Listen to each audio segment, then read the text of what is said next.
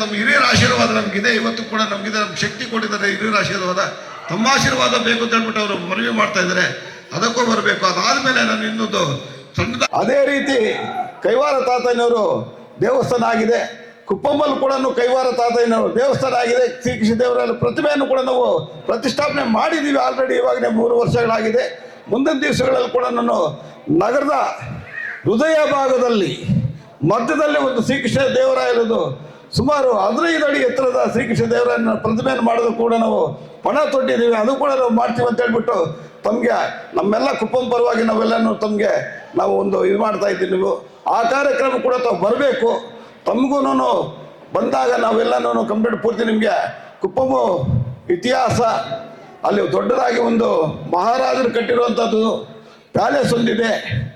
ಆ ಪ್ಯಾಲೇಸು ಇದು ಪಕ್ಕದಲ್ಲಿ ಕೂಡ ಒಂದು ಶ್ರೀಕೃಷ್ಣ ದೇವರಾಯರು ಸ್ಥಾಪನೆ ಆಗಿರೋ ಸಣ್ಣದಾಗಿ ಒಂದು ಅಲ್ಲಿ ಕಂಗಂದಿ ಅಂತ ಒಂದು ಗ್ರಾಮ ಇದೆ, ಆ ಗ್ರಾಮದಲ್ಲಿ ಕೂಡ ನಡೆಯಿದೆ, ಶಿಲೆಗಳಿದೆ, ಅಲ್ಲೂ ಕೂಡ ನಾವು ಬರಬೇಕು ಅಂತ ಹೇಳ್ಬಿಟ್ಟು ತಮ್ಮೆಲ್ಲರಿಗೂ ನಾನು ಇದು ಮಾಡ್ತಾ ಅವರೆಲ್ಲರ ಪರವಾಗಿ ನಾನು ತಮ್ಮನ್ನು ಬೇಡ್ಕೊಳ್ತಾ ನಾನು ಈ ಎರಡು ಮಾತು ಮಾತಾಡೋದಕ್ಕೆ ನಾವು ಅವಕಾಶ ಕೊಡ ತಮ್ಮೆಲ್ಲರಿಗೂ ವಂದಿಸ್ತಾ, ಮುಖ್ಯವಾಗಿ ನಾನು ನಮ್ಮ ಶ್ರೀಕೃಷ್ಣ ದೇವರಾಯರಿಗೆ ನಾನು ಪದೇ ನಾನು ಬೇಡ್ಕೊಂಡು ಅವ್ರಿಗೆ ನಾನು ಮನವಿ ಮಾಡ್ಕೊಳ್ತಾ ಇದ್ದೀನಿ, ಬರಬೇಕು ತಾವು. ತಮಗೂ ವಂದಿಸ್ತಾ ನನಗೆ ಈ ಕಾರ್ಯಕ್ರಮಕ್ಕೆ ಬಂದಿದ್ದಕ್ಕೆ ನಾನು ಹೃದಯಪೂರ್ವಕವಾಗಿ ಧನ್ಯವಾದಗಳು, 101 ಧನ್ಯವಾದಗಳು ತಮ್ಗೆ ಹೇಳ್ತಾ ನಾನು ಈ ಮಾತನ್ನು ಮುಗಿಸ್ತಾ ಇದ್ದೀನಿ. Sir thank you sir.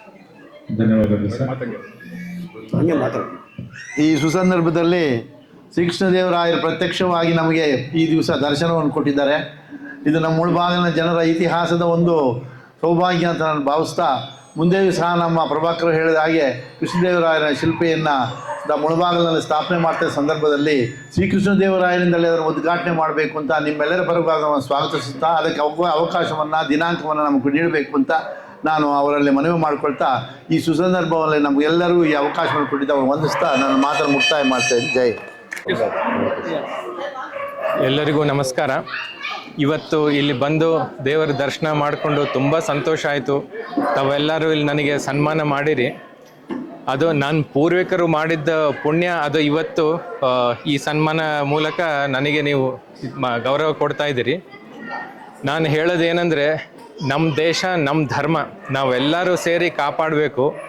ನಮ್ಮ ಮನೆಯಲ್ಲಿ ಪದ್ಧತಿಗಳು ಏನೇನಿದಾವೆ ಅದನ್ನ ನಾವು ಮುಂದುವರಿಸ್ಕೊಂಡು ಹೋಗಬೇಕು. ನಮ್ಮ ಮಕ್ಕಳಿಗೆ ಅದ್ರ ಬಗ್ಗೆ ತಿಳಿಸ್ಬೇಕು. ನಾವೆಲ್ಲರೂ ದೇಶ ಫಸ್ಟ್, ಅಂದರೆ ಕಂಟ್ರಿ ಫಸ್ಟ್, ಆಮೇಲೆ ನಮ್ಮ ಪರಿವಾರ, ಆ ಭಾವನೆಯಿಂದ ಇರಬೇಕು. ಈಗ ಏನಾಗ್ಬಿಟ್ಟಿದೆ ಅಂದರೆ ನಾವೆಲ್ಲರೂ ಬೇರೆ ಬೇರೆ ಜಾತಿಯಲ್ಲಿ ಬೇರೆ ಬೇರೆ ಇದರಲ್ಲಿ ಡಿವೈಡ್ ಆಗಿಬಿಟ್ಟಿವಿ. ಹಂಗೆ ಆಗಬಾರ್ದು. ತಾವೆಲ್ಲರೂ ದೇವರ ಆಶೀರ್ವಾದದಿಂದ ಚೆನ್ನಾಗಿರ್ರಿ. ಸರ್ವೇ ಸುಜನ ಸುಖಿನೋ ಭವಂತು, ಸರ್ವೇ ಜನ ಸುಜನ ಭವಂತು. ಅಂದರೆ ಯಾರು ಧರ್ಮದ ದಾರಿಯಲ್ಲಿ ನಡೀತಾ ಇದ್ದಾರೆ ಅವರೆಲ್ಲರೂ ಚೆನ್ನಾಗಿರಲಿ, ಮತ್ತು ನಾವೆಲ್ಲರೂ ಧರ್ಮದ ದಾರಿಯಲ್ಲಿ ನಡೆಯೋಣ. ಎಲ್ಲರಿಗೂ ಒಳ್ಳೇದಾಗಲಿ. ನಮಸ್ಕಾರ. ವಿರೂಪಾಕ್ಷಂದ್ರೆ 2ನೇ ಹಂಪಿ ಅಂತ ಹೇಳ್ತಾರೆ, ಬಟ್ ಸರ್ಕಾರ ಬಗ್ಗೆ ಗಮನ ಕೊಡ್ತಾ ಇಲ್ಲ. ಹೋಟೆಲ್ ಕಟ್ಟಿದ್ದಾರೆ, ಏನಂದ್ರೆ ಅದು ಅಭಿವೃದ್ಧಿ. ಈಗ ನಾವೆಲ್ಲ ಸರ್ಕಾರದ ಮೇಲೆ ಬಿಡಬಾರ್ದ್ರಿ.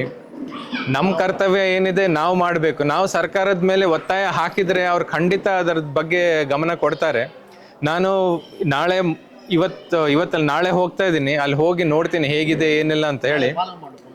ಸೊ ನೋಡಿ ನನ್ನ ಅಭಿಪ್ರಾಯನೂ ನಾನು ತಿಳಿಸ್ತೀನಿ.